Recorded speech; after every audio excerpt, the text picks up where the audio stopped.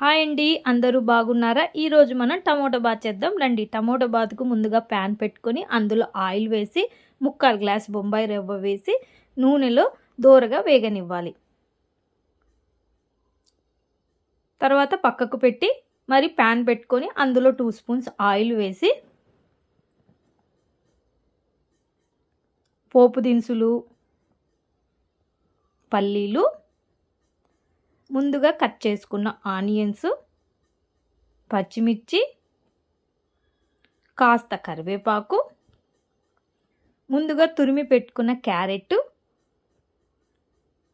వేసి నూనెలో మగ్గనివ్వాలి.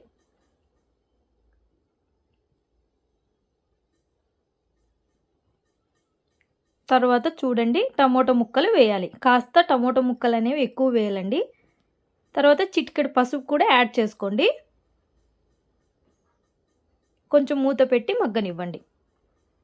చూడండి టమోటా అనేది బాగా ఆయిల్లో మగ్గింది.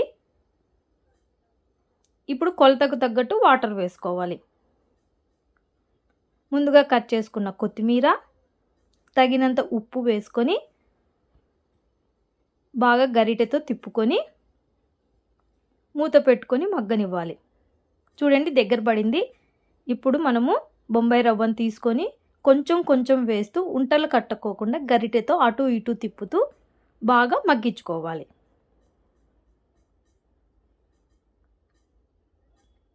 కాస్త మూత పెట్టండి. చూడండి టమోటా బాత్ అనేది దగ్గర పడుతుంది. చూడండి టమోటా బాత్ రెడీ అయిపోయింది. ఇప్పుడు మనం ప్లేట్లో సర్వ్ చేసుకోవడమే. ఎంతో రుచికరమైన టమోటా బాత్ అనేది రెడీ అయిపోయింది. కాస్త నిమ్మకాయ ఊరగాయ ఏదైనా సరే ఊరగాయ కాస్త తీసుకొని సర్వ్ చేసుకొని తినండి.